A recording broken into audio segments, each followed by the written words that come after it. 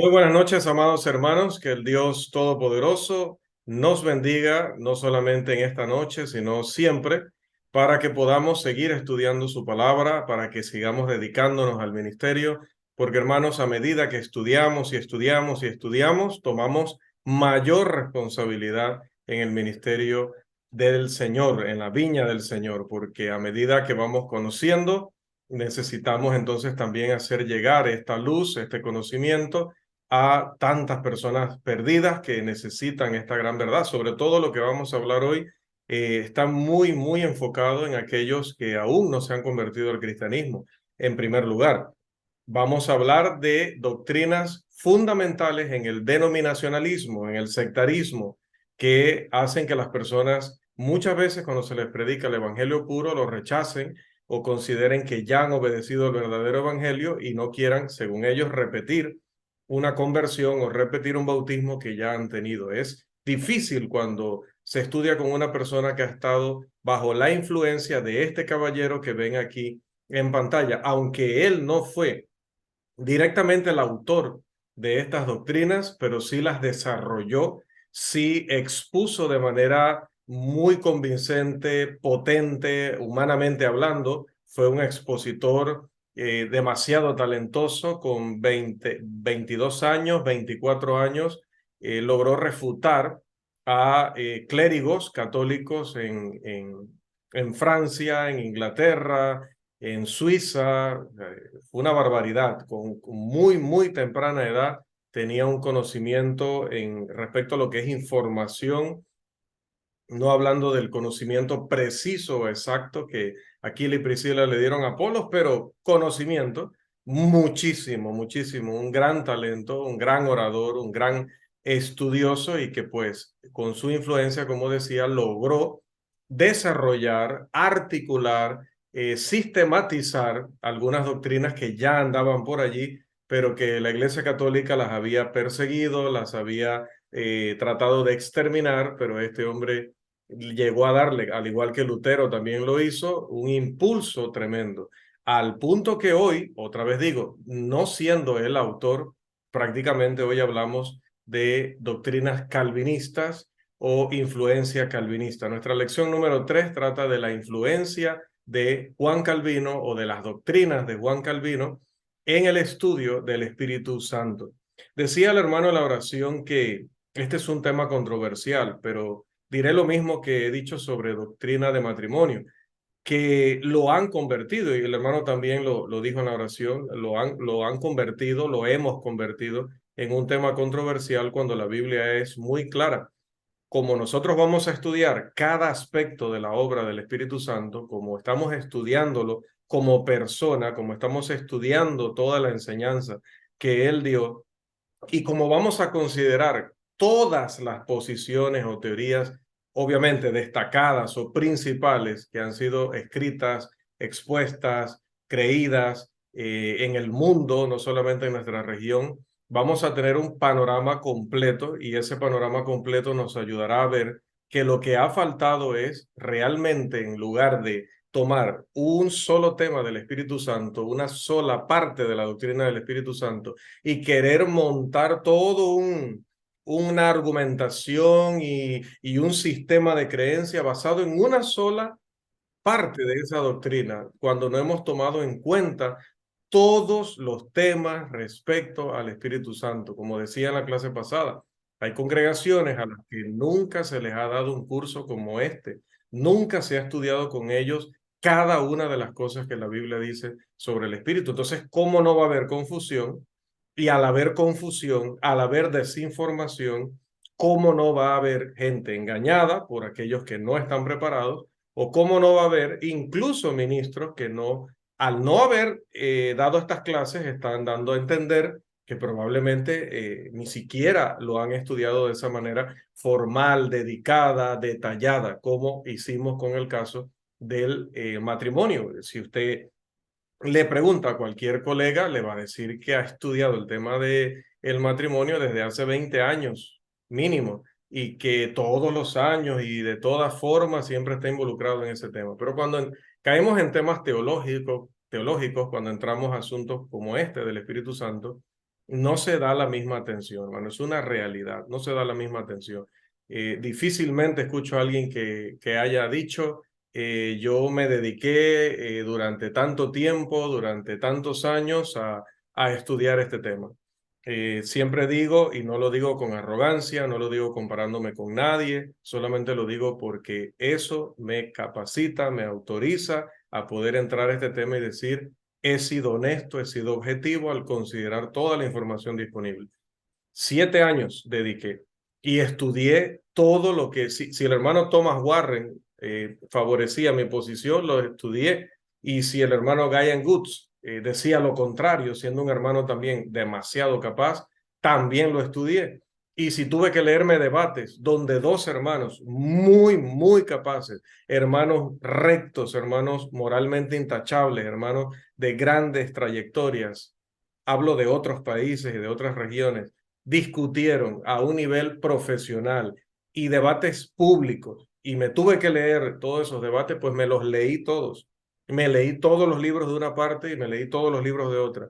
He conversado el tema en muchas ocasiones con colegas, amigos, en un marco no de discusión o de pelea o de competencia o de rivalidad, sino de, mira esto, considera esto otro, mira este texto, y al mismo tiempo la otra persona también dando sus respuestas, posible enfoque y tomando en cuenta todo eso. Entonces, es lo que debemos hacer todos. No digo que yo sea mejor que nadie ni esté mejor preparado que nadie en el tema por eso. Lo que digo es que es el trabajo y es la tarea de todos para poder estar en la capacidad, para poder estar con las herramientas necesarias para hacer un estudio del Espíritu Santo adecuado. Entonces, no solamente tenemos que estudiar lo que la Biblia dice sobre el Espíritu Santo, sino, como vamos a ver hoy, ha sido necesario estudiar lo que los sectarios, lo que la gente en las denominaciones, incluso en la iglesia romana, han dicho acerca del Espíritu Santo. ¿Por qué es necesario que estudiemos eso aparte de lo que la Biblia dice?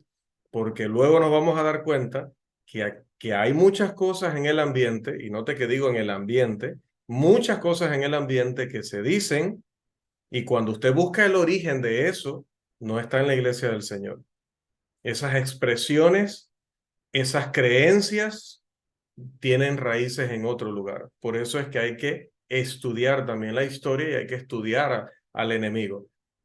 El que no conoce su historia, dice por allí algún proverbio, está condenado a repetirla. Entonces es importante. Vamos a entrar entonces, como dije, al tema de la influencia del Espíritu Santo desde esta persona que no necesariamente es el culpable de todo, pero sí uno de los principales culpables de lo que prácticamente puedo decir que el 80% del mundo religioso, lo que el 80% del mundo religioso cree acerca del Espíritu Santo, es por responsabilidad del trabajo que llevó a cabo este señor.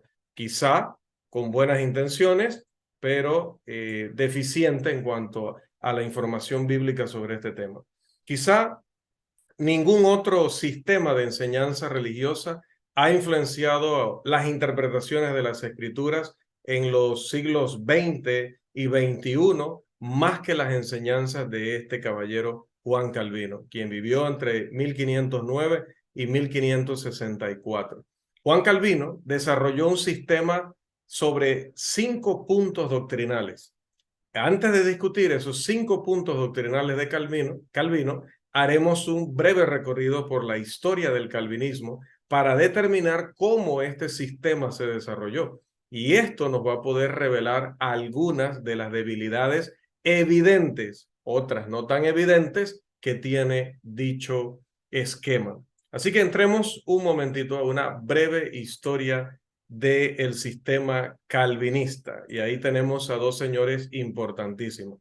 Una de las controversias más básicas que surgió en la iglesia primitiva, poco tiempo después de que murieron los apóstoles, tenía que ver con la naturaleza del hombre. Algunos, como Tertuliano, que era un discípulo de los apóstoles, abogaba porque el hombre heredaba el pecado de Adán. Y note que no existía la Iglesia Católica aún. Le estoy hablando de discípulos de los apóstoles o discípulos de los discípulos directos de los apóstoles. Él ya decía que el hombre heredaba el pecado de Adán, mientras que otros, en otras igual iglesias de la misma línea, no había todavía sectarismo, dije, no había surgido todavía la iglesia romana. Disculpen, a reubicarme acá para no tapar la lectura. Listo. Gracias, hermano Irving. Tertuliano por un lado decía eso, pero otros autores de la misma época, expositores de la misma época, todavía existía solo una iglesia, no creían igual que él. Se oponían a este punto y decían, como nosotros afirmamos hoy, basados en la escritura, que los niños nacen inocentes de pecado. Ya en el siglo IV, que ya sí estamos prácticamente con el germen de la Iglesia Católica o del catolicismo romano, en la Iglesia Occidental se levantaron dos escuelas de pensamiento. Las del señor de la izquierda, Pelagio, que se le conoció como el pelagianismo, y la segunda, la del señor de la derecha, Agustín de Hipona, que se le conoció como el agustinismo. Estos dos sistemas se mantuvieron en debate durante este periodo, centrando su discusión en tres puntos en particular, como pueden ver allí abajo. ¿Qué discutían? Primero, el pecado hereditario y sus consecuencias. Dos, la gracia y la libre agencia moral. La libre agencia moral es que el hombre tiene la capacidad de decidir si hacer el bien o hacer el mal. Así que es importante que tengamos esa definición para todo el resto de nuestro estudio, porque ya luego no vamos a estar siempre dando el sinónimo. Siempre vamos a decir libre agencia moral para referirnos a la libertad o capacidad que el hombre tiene de parte de Dios de elegir entre lo bueno y lo malo. También el punto 3, la predestinación, término que habremos escuchado muchísimo, que incluso es un término bíblico. El problema es que la explicación que se ha dado en el sectarismo, en el denominacionalismo, no ha sido la bíblica. Una doctrina, la de la predestinación, que está asociada con la providencia de Dios. Ya eso lo veremos en detalle más adelante. Bien. ¿Qué enseñaba, por ejemplo, Agustín? Que la naturaleza, interrumpiéndome acá. Primero, Agustín enseñaba que el hombre heredaba los pecados de Adán, o sea, iba en la misma línea de Tertuliano. Dos, que el hombre era tan depravado que había perdido su capacidad de resistir al pecado.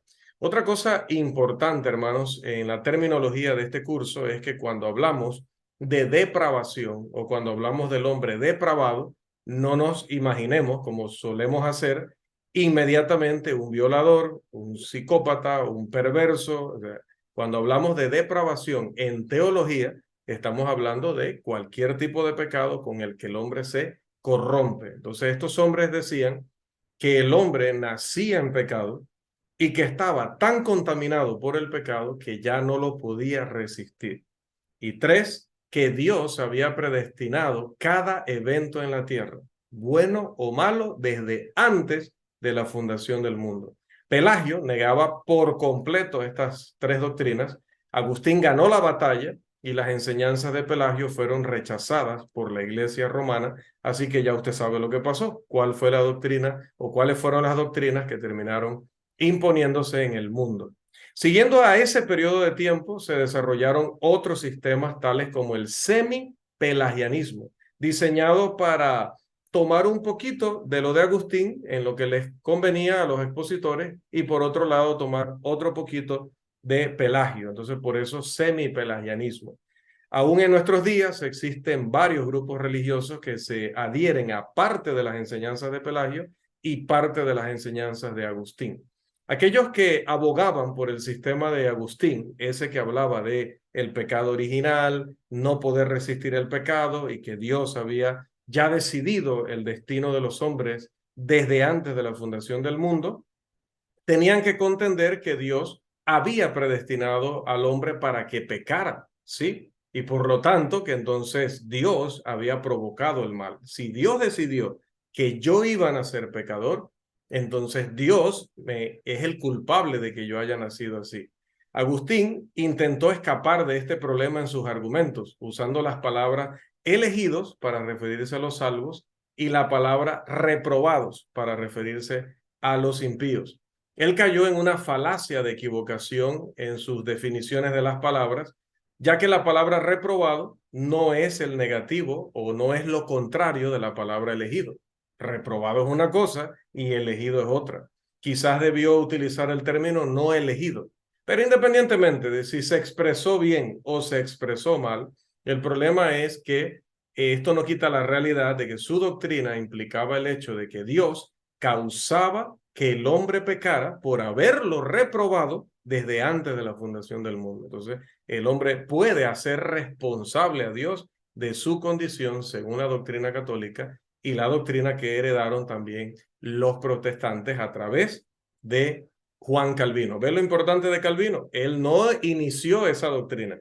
Ya viene desde Tertuliano, quizás mucho antes de Tertuliano, pasó por Agustín y otros pocos de nombres que podríamos mencionar, pero el hombre que la hereda del catolicismo y la pasa al protestantismo y por lo tanto llega a un espectro mucho más amplio es Juan Calvino.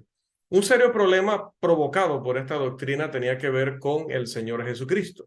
¿Por qué? Porque el Señor no heredó el pecado de María si todos los seres humanos, decían estos señores, al nacer heredaban el pecado. Cuando contienden que Jesús no heredó el pecado de María, ellos deben de alguna manera reconciliar esto con su doctrina de que todos los descendientes de Adán heredan su depravación total. Esta doctrina es conocida, perdón, la única salida a esta situación es la doctrina conocida como la Inmaculada Concepción de María. Es decir, que algunos enseñan que María fue purificada mediante una operación directa del Espíritu Santo y que esto eventualmente condujo a la idea de que María, cuando nació, prácticamente había nacido en la condición de Jesús. ¿Sí? Jesús nace sin pecado porque el Espíritu Santo en la concepción de María la separó de todo pecado. Imagínense. Entonces, esto es curioso, ¿no? Porque la madre de María, pues habrá nacido en pecado, pero a pesar de haber nacido en pecado, pudo traer al mundo a María, que por una operación directa del Espíritu Santo la separó de pecado. No sé si me capta, ¿no? Si alguno no me capta, igual me mandan el chat. Según ellos, para que Jesús naciera sin pecado, María tenía que haber nacido sin pecado. Entonces, cuando María fue concebida en el vientre de su madre, el Espíritu Santo, a través de una obra milagrosa, la protegió para que no heredara el pecado de su madre, el pecado de Adán a través de su madre. Pero ¿qué lógica tiene eso? Porque si Jesús necesitaba que María pasara por ese proceso, entonces María necesitaba que su madre pasara por ese proceso. Y si su madre necesitaba ese proceso para dar a María a luz sin pecado, entonces la madre de María también necesitaba ese proceso. Y así nos iríamos atrás en el tiempo hasta llegar a Eva. Pero al llegar a Eva, el Espíritu Santo limpiaría a Eva, por lo tanto, entonces la doctrina de la depravación hereditaria se caería totalmente, porque desde el principio se hubiera conservado a todas estas mujeres para que ninguna concibiera luz con pecado. Por otro lado, si se pudo hacer eso con María, se hubiera podido hacer con Jesús sin la necesidad de hacerlo con María, porque si la madre de María no necesitaba el proceso, y María pudo nacer por una operación directa del Espíritu Santo sin pecado, por la misma lógica, Cristo no necesitaba que María pasara por ese proceso porque él pudo haber sido separado por el Espíritu Santo del pecado en el vientre de María. ¿Ve? Entonces, ahí hay dos problemas. O abandonan la doctrina de que María nació sin pecado por una operación directa del Espíritu Santo, porque en realidad a todo esto es que la mujer sí nació sin pecado, pero nació sin pecado como nacemos todos sin pecado. Pero recuerda que estamos tratando la doctrina de ellos, ¿no? Desde la perspectiva de ellos, para que naciera sin pecado necesitaba el proceso, pero su madre no, que no tiene lógica, no tiene lógica. Si su madre no lo necesitaba, la madre de Jesús tampoco lo necesitaba, pudo haber nacido sin pecado. Pero ¿qué es lo que hay de fondo en esto? Y allá no me puedo meter ahorita en detalle porque no está en el alcance de nuestra lección meternos allá, pero había la intención de divinizar a María, de hacerla un ser divino. Entonces, eso tiene una historia, porque el catolicismo tenía interés en que María fuera considerada como una diosa. Eso tiene su historia. Igual se puede leer un libro, puede descargarlo por allí, puede comprarlo. Se llama Babilonia, cuna de los misterios y la falsa religión, algo así. Y hay uno similar. Generalmente cuando usted busca ese, le sale otro que es similar, que también le habla de todo lo que es la simbología pagana que la Iglesia Católica quiso combinar en la Iglesia. Entonces, por eso era el interés de esta doctrina de la Inmaculada Concepción, porque en realidad como pueden ver, en la lógica no era necesario. Ahora, el bautismo de niños nace de esto, nace de que, bueno, usted se habrá preguntado, pero ¿por qué ellos bautizan a los niños? Bueno, bautizan a los niños porque ellos creen que los niños nacen en pecado. Esta y otras prácticas están relacionadas o asociadas con esa idea de que el hombre hereda la depravación. Entonces, hay una cosa que la Iglesia Católica sí tiene clarita del Nuevo Testamento, y es que el bautismo es para perdón de pecados. Ellos están claritos en él. Lo que pasa es que si el niño nace con pecado, hay que bautizarlo. O sea, ahí sí son consecuentes. Si tú crees que el bautismo es para perdón de pecados y al mismo tiempo crees que el niño nace en pecado, lo tienes que bautizar. O sea, ahí ellos sí son lógicos. Si crees una cosa, te tiene que llevar a la otra. Lamentablemente, pues se equivocan en la primera, que es los niños no nacen con pecado. Entonces, es interesante que muchos grupos religiosos todavía practiquen, no solo la Iglesia Católica, muchos grupos religiosos practican el bautismo de niños porque enseñan también la depravación total hereditaria. Y hay otros grupos religiosos que enseñan el bautismo de niños sin creer que el niño hereda pecado. Es increíble. Entonces lo hacen ahí sí, 100% por una tradición o simplemente por querer imitar, porque en realidad no creen en lo que sería la causa para llevarte a bautizarlo. Juan Calvino formuló todas estas ideas en un sistema religioso en el siglo XVI durante la Reforma. Los escritos de Calvino fueron, como dije al principio, muy influyentes y él tuvo muchos, pero hermanos, muchos convertidos. Calvino es francés o era francés y cuando empezó a tener este éxito, obviamente comenzó la persecución. Usted sabe cómo se la gastan los romanistas, que si pues no estás de acuerdo con ellos, puedes hasta desaparecer. Entonces él tuvo que irse de Francia a Suiza y sus enseñanzas se esparcieron por toda la iglesia reformada. Este señor fue clave en utilizar la versión bíblica que tengo aquí arriba, la ilustración, una versión que se realizó en Ginebra y una traducción de la Biblia. Entonces fue una traducción que fue clave en el movimiento protestante y fue clave en las manos de Juan Calvino. Por eso la tengo aquí de ilustración. Ahora, entre 1560 y 1609 también hubo otro señor que se llamó Harmsen Arminio.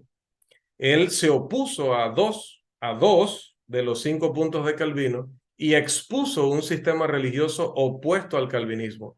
Arminio nunca estuvo seguro en cuanto a si la doctrina de que los santos nunca se pierden era bíblica o no, pero se pueden consultar obras que traten en detalle lo que él explicaba sobre ese tema. Nosotros tampoco lo vamos a explicar aquí por tema de tiempo. Pero este señor también, Arminio, fue clave en lo que fue el protestantismo y lo que fue el éxito o fracaso de la doctrina calvinista por lo que usted puede luego consultar en historia y en detalle cuando busque información al respecto. Pero nosotros vamos a ir rápidamente, porque el tiempo anda a caballo y nosotros a pie, a los 5 principios de Calvino. En realidad este señor se llamaba Calvin en francés, pero le latinizaron el apellido. Entonces le decían Calvinus. Y ya de Calvinus, pues pasó a nuestro castellano o nuestro español latino como Calvino. Por eso es que usted lo va a encontrar como John Calvin o John Calvin y lo va a encontrar en otros lugares como Juan Calvino. Bien, los 5 principios son principios que están interconectados, es decir, que dependen el uno del otro para mantenerse. Todos están edificados sobre la suposición o sobre la doctrina humana de que el hombre hereda el pecado de sus progenitores, particularmente de Adán. Este sistema se puede resumir en el esquema que tenemos en pantalla. En primer lugar, la depravación total o la naturaleza pecaminosa hereditaria. 2, la elección incondicional o predestinación incondicional. Recuerden que lo primero se refiere a que todo hombre nace heredando el pecado de Adán. Lo segundo se refiere a que antes de la creación del mundo, Dios, de manera caprichosa, de manera injusta, eligió una lista y dijo, estos van a ser salvos y estos se van a perder, sin ninguno de nosotros haber hecho nada, ni bueno ni malo, es más, ni existíamos. Y que Dios ya colocó una lista y dijo, cuando la humanidad exista, todos estos se van a perder y todos estos se van a salvar.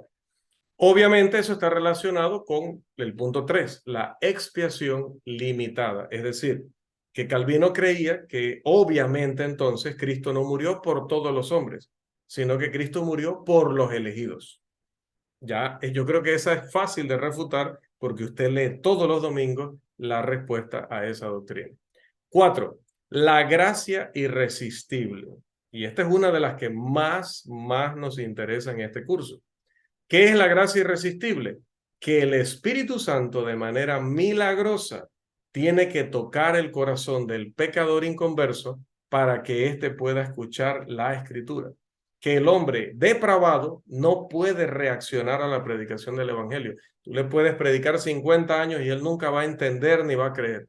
Que la única manera de que eso suceda es que el Espíritu Santo le toque milagrosamente el corazón, le abra milagrosamente el corazón, entonces él puede absorber el Evangelio y convertirse. Entonces, por eso, gracia irresistible, porque el pecador no puede hacer nada. Una vez que el Espíritu entra y le abre el corazón, es por el gusto. Ahora, ¿por qué decía interconectado? Está relacionado. Obviamente que el Espíritu solamente le va a abrir el corazón, dice Calvino, a los que ya Dios había elegido desde antes de la creación del mundo. No va a abrirle a los que estaban destinados a condenación. Esto va relacionado con no solamente la conversión, sino que va relacionado con la vida espiritual luego de que la persona se convierte, porque el quinto punto habla de la perseverancia de los santos o imposibilidad de apostasía. ¿A qué se refiere Calvino? Que obviamente, si las personas que van a ir al cielo ya están decididas por Dios, esas personas, el Espíritu Santo las va a tocar para que escuchen el Evangelio y se conviertan al Evangelio. Y además, el Espíritu Santo va a trabajar de manera milagrosa en la vida de estas personas para que estas personas no se pierdan. Les va a ayudar a entender la Escritura, les va a ayudar a vivir vidas santas y estas personas, una vez convertidos, nunca más se van a perder. Esos son los 5 puntos del calvinismo. Lo resumo, a una recapitulación. Primero, que todos los hombres nacen con pecado, el pecado de Adán. 2, que Dios tiene una lista de salvos y perdidos desde antes de la fundación del mundo. 3, que por lo tanto Cristo no iba a desperdiciar su sangre con los perdidos, no, él nada más murió por los elegidos. 4, que debido a que el pecador nace con ese pecado de Adán, no puede entender el Evangelio, no puede reaccionar al Evangelio. Entonces el Espíritu Santo de todas maneras le abre el corazón y así la persona se convierte. Y que una vez convertido nunca más se pierde porque él está en la lista, así que no se puede perder más. Calvino aceptaba los principios de Agustín y los formuló en un sistema teológico, como dije, más avanzado, detallado y que caló mucho mejor entre las iglesias protestantes. Y todos los problemas con los que se encontró el agustinismo fueron los mismos problemas que se encontró el calvinismo, como lo vamos a exhibir cuando empecemos a argumentar en contra de esta doctrina. Las doctrinas de Calvino se pueden resumir también en las palabras que voy a compartirles aquí a continuación. Primero, que el hombre hereda el pecado de sus padres, de Adán en particular, y es totalmente depravado, por lo tanto no puede hacer nada bueno por sí mismo. 2, que esta supuesta depravación heredada impide al hombre hacer algo en cuanto a su salvación, ya que el hombre es incapaz de hacer el bien. 3, ya que el hombre no es capaz de hacer lo bueno, Dios debe hacer todo para salvar al hombre. Y si Él lo hace todo, entonces Él debe decidir a quién salvar, es decir, tomar una lista nada más de elegidos. Esto supuestamente está basado en una elección que Dios tomó sin basarse en ningún mérito ni en ninguna falta, porque ya digo, ni siquiera existíamos. Entonces, por eso se llama elección incondicional, porque eligió sin que nosotros fuéramos ni meritorios ni culpables. 4, ya que no todos se salvarán y que Dios es quien hace todo para salvar al hombre, se sigue que ellos deben enseñar que Cristo no murió por los perdidos, los reprobados, diría Juan Calvino. Esto surge de su tácito reconocimiento del principio de la parsimonia, un principio muy famoso en este curso. ¿Qué dice el principio de la parsimonia? Que Dios no hace ningún esfuerzo que no cumpla su propósito. Entonces, ¿para qué morir por los reprobados si los reprobados no se pueden salvar de ninguna manera? Por lo menos en eso también son lógicos, ¿no? 5, si el hombre es un ser totalmente depravado, él se va a resistir a obedecer a Dios y será necesario que entonces el Espíritu Santo venza esa resistencia. Entonces, por eso que se llama gracia irresistible. Esta gracia irresistible supuestamente es llevada a cabo mediante un acto milagroso o una operación directa del Espíritu Santo para convencer, para convertir al pecador y una vez convertido, santificarlo, ¿no?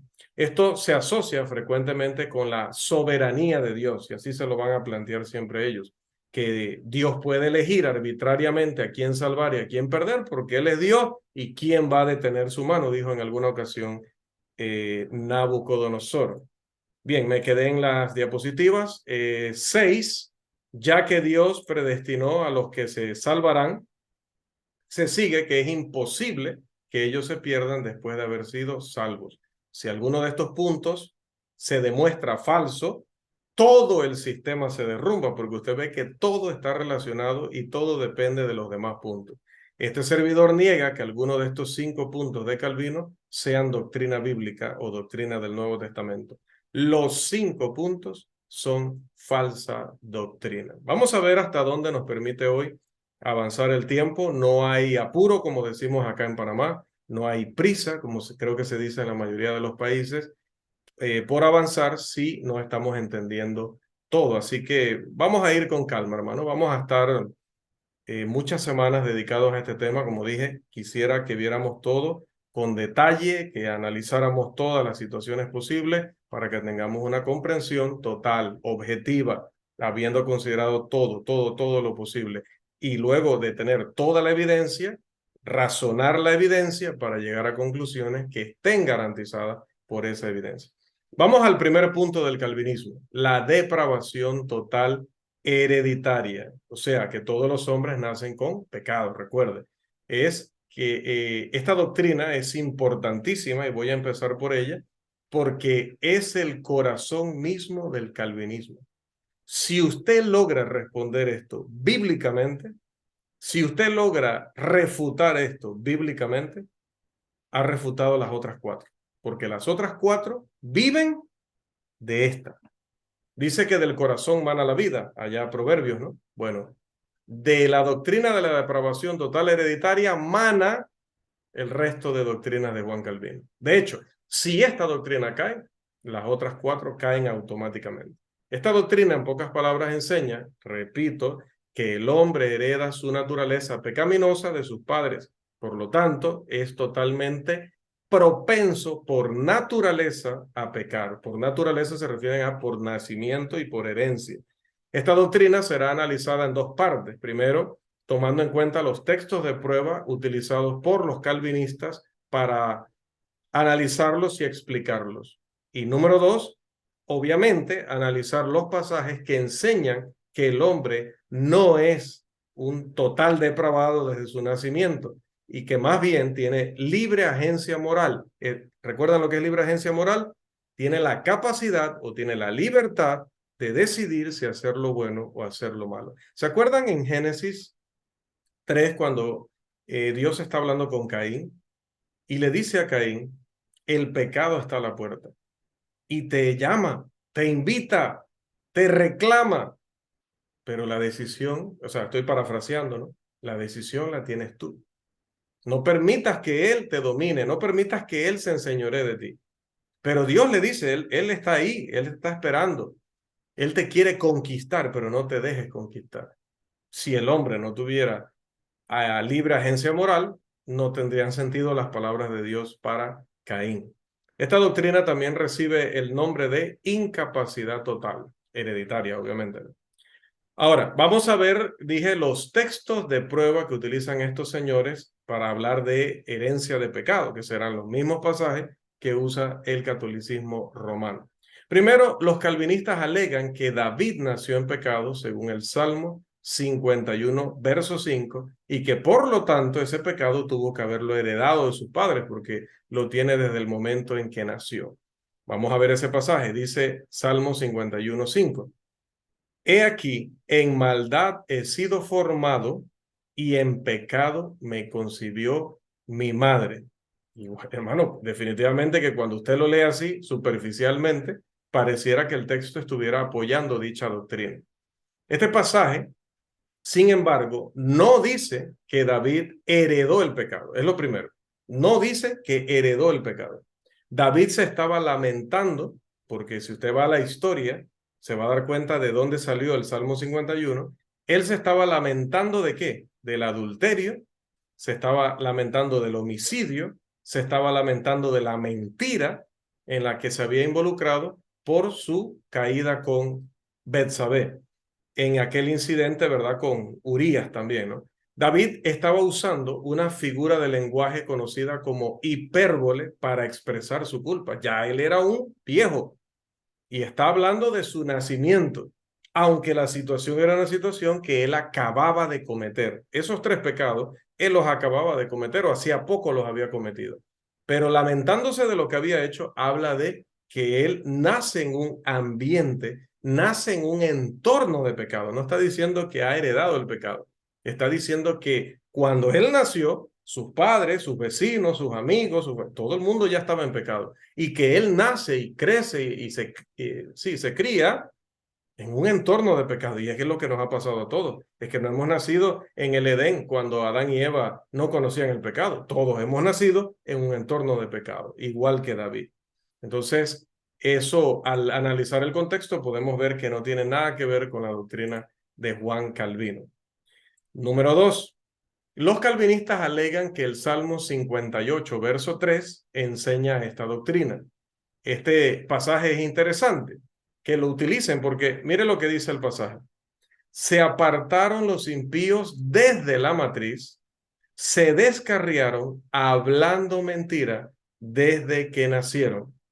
Otra vez tenemos la figura de la hipérbole porque ningún niño nace hablando.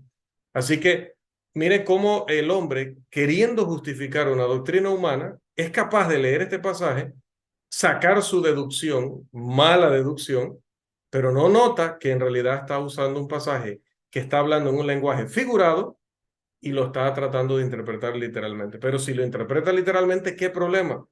Porque dice que el niño nació hablando. Entonces, bueno, ¿será que hablaban allá hace 900, bueno, ya sería hace casi 3000 años? ¿Será que nacían hablando? Porque hasta donde nosotros sabemos, ningún niño nace hablando. Aquí dice que nacen diciendo mentiras. Obviamente es una hipérbole nuevamente. Este pasaje también habla de se descarrían. Hermano, para usted descarriarse, primero tiene que estar en el carril. Es imposible descarriarse sin estar primero en el carril. Entonces, ¿cuál es el carril? Si descarriarse es andar en pecado, ¿qué será estar en el carril? Estar en inocencia, estar en pureza. El mismo pasaje más bien los refuta. Ellos se descarriaron, no nacieron en esa condición como los calvinistas enseñan. Los infantes y los niños, los bebés y los niños que no han nacido no mienten porque no pueden hablar. Por lo tanto, él está hablando de personas que desde muy temprana edad comienzan a cometer pecado. De hecho, por lo mismo que dice el Salmo 51, porque nacen en ese entorno, en ese ambiente, entre pecadores. O para parafrasear este pasaje, se corrompen a muy temprana edad. Eso sería lo que estaría diciendo David en este salmo en lenguaje común, ¿no? Tercero, hay otro pasaje que ellos utilizan en esta misma línea, que es el pasaje de Isaías 64, los versículos 6 al 7. Ahí lo tenemos en pantalla. Un hermano que nos coopere con la lectura, por favor, para que no se me duerman de tanto escuchar mi voz. Isaías 64, 6 y 7, por favor. Amén. Dice, si bien todos nosotros somos como suciedad y toda nuestra justicia como trapo de inmundicia, y caímos todos nosotros como la hoja, y nuestras maldades nos llevaron como viento. Nadie hay que invoque tu nombre, que se despierte para apoyarse en ti, por lo cual escondiste de nosotros tu rostro, y nos dejaste marchitar en poder de nuestras maldades. Gracias, hermano. Miren, este pasaje en la versión Palabra de Dios para Todos dice, todos nosotros nos volvimos como alguien impuro. Note cómo Isaías dice, nos volvimos. Otra vez, la lógica. Para usted poder volverse, primero tiene que ir en una dirección, ¿sí? Usted va hacia el norte y se vuelve para ir hacia el sur, o va hacia el sur y se vuelve para ir al norte, igual con todos los puntos cardinales. Para poder volverse a algo, primero usted tiene que ser otra cosa. Para volverse de una dirección, primero tiene que estar enfocado o con su rostro hacia otra. La Biblia de las Américas traduce, todos nosotros somos como el inmundo. Obviamente, esta es otra figura de lenguaje. Esta figura se llama símil. La expresión nos volvimos significa pasar de un estado a otro, cambiar, crecer o desarrollarse, según el diccionario hebreo. ¿En qué estado se encontraban ellos antes de volverse impuros? Puro. ¿Y en qué estado está alguien que es inmundo, pero de pronto es puro? Bueno, lo que acabo de decir, para usted volverse puro, primero tuvo que ser impuro. Para usted volverse impuro, primero tuvo que ser puro. Es inevitable. Lea Mateo capítulo 12, versículo 30.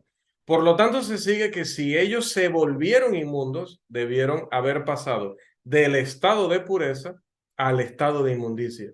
Este versículo no apoya la doctrina de nacer en pecado, más bien desaprueba la doctrina de la depravación total hereditaria. Además, Isaías declara, y voy a leerlo en la versión Biblia de las Américas, y como trapo de inmundicia, todas nuestras obras justas. La gente de la época de Isaías estaba reemplazando con su justicia, note el plural, la justicia de Dios, note el singular. Este era el mismo problema que el apóstol Pablo encontró en Romanos capítulo 10, versículo 3. La justicia de Dios no está en otro lugar, sino en su ley. Así que cuando yo trato de imponer mi propia justicia, estoy tratando de reemplazar la ley de Dios. Por eso siempre le decimos a los hermanos, cuidadito, hermano, cuidadito cuando nosotros vemos algo mal, algo que no nos gusta y queremos imponer sobre los demás nuestras opiniones. Mucho cuidado, porque cuando usted no está citando la justicia de Dios, está estableciendo la justicia propia. Cuando establece la justicia propia, provoca abominación en Dios, porque como trapo de inmundicia son todas nuestras obras justas. Curioso que la expresión trapo de inmundicia en hebreo, esto va a ser un poquito desagradable. Aquí está la hermana Sara, ¿verdad? Y pido disculpas, pero es que necesito ser muy gráfico para que entendamos lo que quiso decir Isaías. Trapo de inmundicia, hermanos, era una parte de la vestimenta de la mujer que se manchaba con la menstruación. El término hebreo que usa aquí el autor involucra, por decirlo hoy en nuestro lenguaje, una toalla sanitaria usada y usted la está mirando. Dice que así se ven las obras de la justicia nuestra. O sea, cuando yo quiero hacer algo bueno, según mi opinión, pero eso no está definido como bueno en la Biblia. O por el contrario, yo quiero condenar algo como malo para imponer lo que yo considero bueno. También estoy imponiendo mi propia justicia. ¿Y qué dice? A Dios le da lo que nos daría cualquiera, incluso a la misma mujer, ver ese trapo en esa condición. Así que, para nada, hermanos, este pasaje aprueba la famosa depravación total hereditaria. Vamos a otro pasaje, nos queda tiempo. Ellos alegan que Romanos capítulo 3, los versículos 10 al 12, enseña la doctrina de la incapacidad total, el otro nombre que le dan a esto, ¿no? En realidad, este pasaje no la enseña. Este pasaje es otro pasaje que la desaprueba. Vamos a leer ese texto, por favor. 3, 10 al 12. Como está escrito, no hay justo, ni aun uno. No hay quien entienda, no hay quien busque a Dios. Todos se desviaron, a una se hicieron inútiles. No hay quien haga lo bueno, no hay ni siquiera uno. Gracias, hermano. Otra vez, en el versículo 12, Pablo dice, todos se han desviado, a una se hicieron inútiles. Todos se han desviado, a una se hicieron inútiles. Con el uso de la expresión se hicieron, implica Pablo que alguna vez fueron útiles, pero ahora se hicieron inútiles. ¿Cómo podrían ellos también haberse desviado si nunca estuvieron en el camino? Recuerde la lógica, hermanos. Esto prueba que ellos alguna vez estuvieron en el camino del Señor, pero luego tomaron su propio camino. Así que el pasaje, otra vez, no aprueba la doctrina de la depravación total hereditaria, sino que la refuta. Quinto, ellos también utilizan Jeremías 17:9 para enseñar esta doctrina. Vamos a ver qué dice el pasaje. Engañoso es el corazón más que todas las cosas y perverso, ¿quién lo conocerá? Un pasaje que nosotros hemos utilizado muchísimas veces. Ahora, deberían tomarse en cuenta dos cosas que este pasaje no dice. Primero, este pasaje no dice que el corazón nace engañoso. Ellos quieren ver esa frase ahí, pero esa frase no está. No dice que el corazón nace engañoso. Y número dos, que el corazón, tampoco dice que el corazón nace corrompido o nace corrupto. El engaño conlleva un intento de falsificar, pero los niños no saben de qué se trata el engaño. Por consiguiente, ellos no nacen como gente engañosa. El capítulo 17 de Jeremías se dirigía a los pecados de Judá. Hay que leer el contexto, no a la humanidad en general. Pero más importante es el argumento que acabamos de esbozar sobre el engaño. Si el niño nace con un corazón engañoso, entonces el niño nace con la capacidad también de engañar, pero ningún niño nace con esa capacidad. Por lo tanto, la interpretación que están haciendo este pasaje no entra ni en la lógica, ni en la gramática, ni en la doctrina bíblica. Y aparte de que no dice que nació en esa condición. Bien, vamos al siguiente, sexto. A ver cuánto nos queda. 7 minutos. ¿Qué les parece? Las palabras de Pablo en Romanos 5, 12 al 18 son otras que tienen fama entre los calvinistas de enseñar su doctrina favorita, porque supuestamente, según ese pasaje, todos los hombres heredaron el pecado de Adán. Y este será quizás el pasaje que más se utiliza. Voy a ir hacia adelante para que leamos ese pasaje y luego volveré para el argumento que vieron allí unos segundos. Vamos a leer esta porción de la escritura, por favor. Romanos 5, 12 al 18. Vamos a ver, a ellos les encanta cuando se lee esta porción de la escritura, ellos son felices porque pareciera, este es uno de los que más pareciera apoyar su creencia. Por favor, Romanos 5, 12 al 18. Si está muy pequeño, pueden usar sus Biblias allá en casa, pero ayúdenme con la lectura, por favor.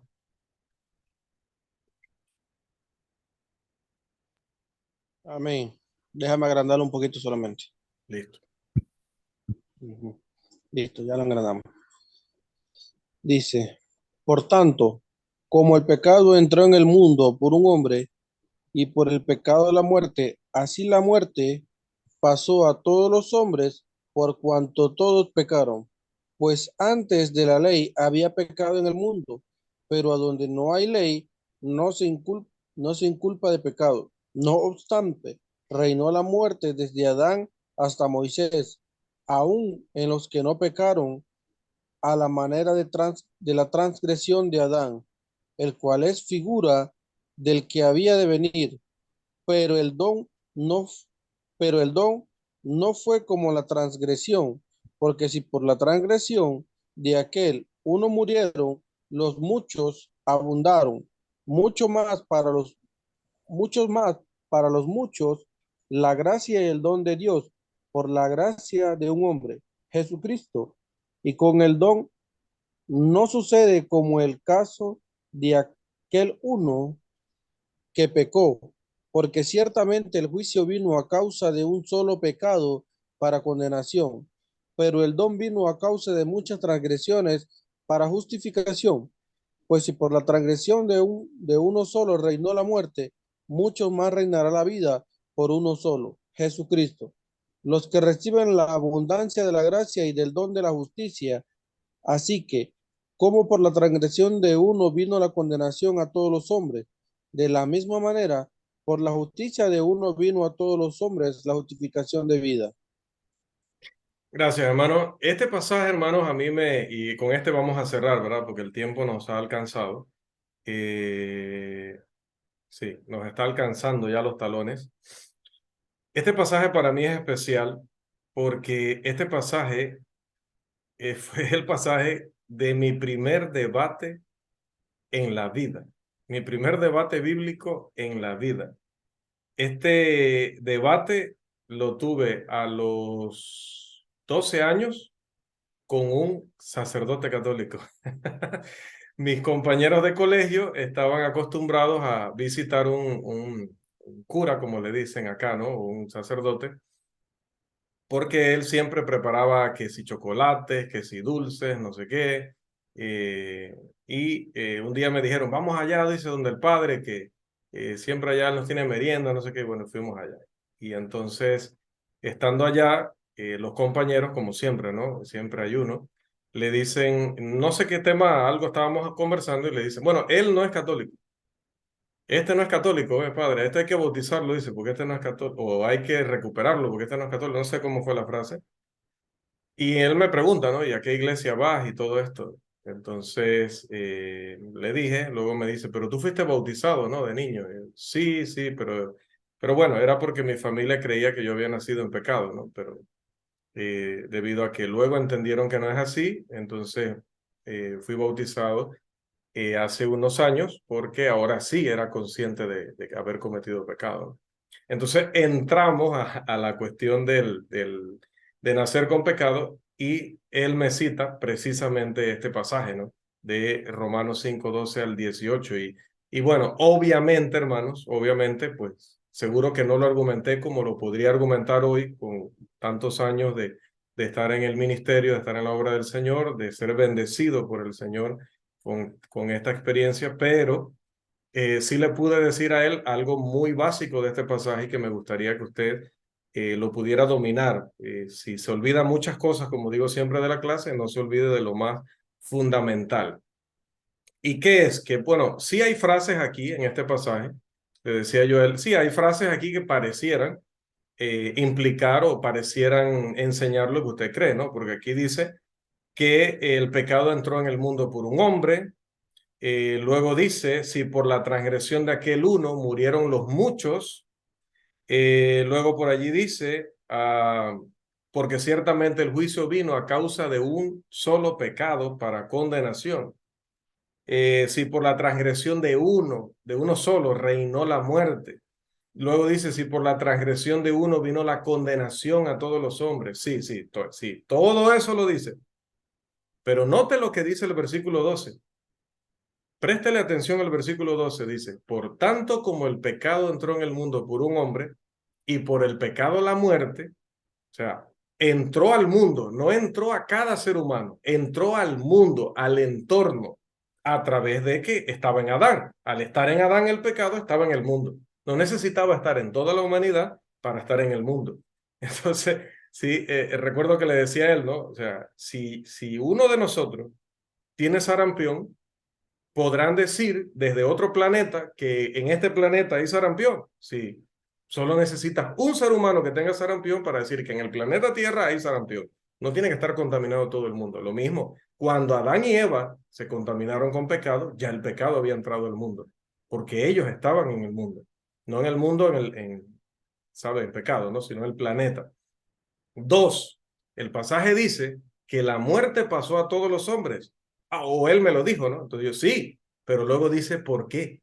¿Por qué la muerte pasó a todos los hombres? Dice, por cuanto todos pecaron. No dice que heredaron, sino por cuanto todos pecaron. Y ese es un verbo y por lo tanto es una acción. La herencia es una cosa pasiva, no es una acción tuya, es algo que recibes. Pero aquí el apóstol usa un verbo, por lo tanto está hablando de que ellos actuaron de forma que Dios consideró pecado y por eso la muerte les llegó. Ahora, otra cosa importante, ya yo tenía como 4 años de estar evangelizando con mi predicador, que tengo que reconocer toda la vida que hizo un gran trabajo definitivamente en el evangelismo y yo pude aprender mucho de él. El hermano Felicito Rodríguez creo que todavía vive. Y le digo yo a él, hay otra cosa, que sí, hay frases que como que dicen que el hombre, que ese un solo hombre, refiriéndose a Adán, le pasó a todos el pecado. Pero miren, y que le pasó a todos la condenación. Sin embargo, si este texto dice, o si por este texto decir eso, todos los hombres heredamos el pecado, entonces lo otro es que el texto dice que por otro hombre, en este caso Jesucristo, todos fuimos justificados. Note los versículos 18 y 19. Dice el 19, porque así como por la desobediencia de un hombre, los muchos fueron constituidos pecadores. Voy a buscarlo acá el 9, de por sí, estoy viendo que no los tengo aquí, 5, 18 y 19. Dice, así que como por la transgresión de uno vino la condenación a todos los hombres, de la misma manera, qué hermosa la Biblia, hermano, en lo perfecta que es. De la misma manera, por la justicia de uno, vino a todos los hombres la justificación de vida. Porque así como por la desobediencia de un hombre, los muchos fueron constituidos pecadores, esa es la frase que a él le gustaba. Yo decía, sí, pero ¿qué dice la segunda parte? Así también, por la obediencia de uno, los muchos serán constituidos justos. Entonces, estimado sacerdote, le decía, ¿no? Estimado sacerdote, permítanme habilitar acá. Listo. Tengo un bloqueador aquí de propaganda y lo tenía desactivado. Note que si por Adán haber pecado, todos heredamos el pecado sin hacer nada, entonces por Cristo haber muerto en obediencia en la cruz, todos nosotros deberíamos ser salvos sin hacer nada. Porque dice Pablo que por uno todos lo recibieron el pecado y por uno todos recibieron la justificación. Y dice de la misma manera. Entonces, usted jamás me va a decir que nadie se tiene que bautizar porque al Cristo haber obedecido, todos somos salvos por herencia. Entonces, pero sí me va a decir que al Adán haber pecado, todos nosotros somos pecadores por herencia. Eso es una contradicción. Claro, ya le digo, hermano, obviamente yo no argumentaba con las mismas frases, seguramente lo expliqué de una forma torpe, muy rudimentaria, pero era el punto, ¿no? O sea, yo le digo, note que a pesar de que Jesús obedeció, nosotros tenemos que hacer algo para poder recibir la salvación. Yo tuve que hacer algo para ser salvo. Y ustedes bautizan a los niños, o sea, se hace algo para que ese niño pueda ser salvo, supuestamente. Entonces, lo mismo es el otro lenguaje, o sea, es que las dos frases las tienes que interpretar igual, porque Jesús dice Pablo dice de la misma manera. Al decir de la misma manera, te está diciendo que las dos las tienes que entender igual. Lo que tú expliques de una, tienes que explicarla de la otra. Ahora, ¿que el pecado entró por Adán? Sí, se llegó a conocer el pecado porque él introdujo el pecado al mundo, o sea, él y Eva. Pero los hombres no fueron pecadores hasta que hicieron algo, es decir, que imitando a sus padres, empezaron también a tomar decisiones de pecar. Así es lo mismo. Los hombres llegaron a ser pecadores porque decidieron serlo. Y ahora los hombres son salvos porque también deciden serlo a través de lo que Jesucristo hizo en la cruz. Así que el pasaje, en lugar de apoyar la doctrina de que los hombres nacen con pecado, la destroza completamente al hacer la comparación entre Adán y Jesús.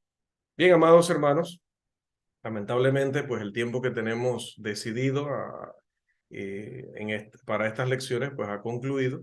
Sé que probablemente, o espero que sea así, que estemos así como, pero hermano, más, queremos otros pasajes, a ver, para darle duro al calvinismo. Pero queda mucho material, hermano. No sería suficiente ni siquiera otra hora más para cubrirlo. Probablemente esta lección nos lleve 3 sesiones. Así que con calma, que vamos a ir analizando muy detalladamente todo esto. Ahora, ¿qué tiene todo esto que ver con el Espíritu Santo? Ya luego usted lo verá. Ya luego usted lo verá. ¿Y por qué es importante que desarraiguemos de nuestra enseñanza, de nuestra habla del día a día, lenguaje calvinista? Porque las doctrinas calvinistas son falsa doctrina. Por lo tanto, es importante que detectemos si en algún momento hemos creído, hemos dicho, hemos predicado alguna cosa que no está respaldada por la Escritura. Así que, amados, hasta aquí nuestra lección número 3, esperando que Dios nos dé vida, salud y oportunidad para vernos el próximo martes a esta misma hora y por este mismo canal, nunca mejor dicho, ¿no? Muy buenas noches.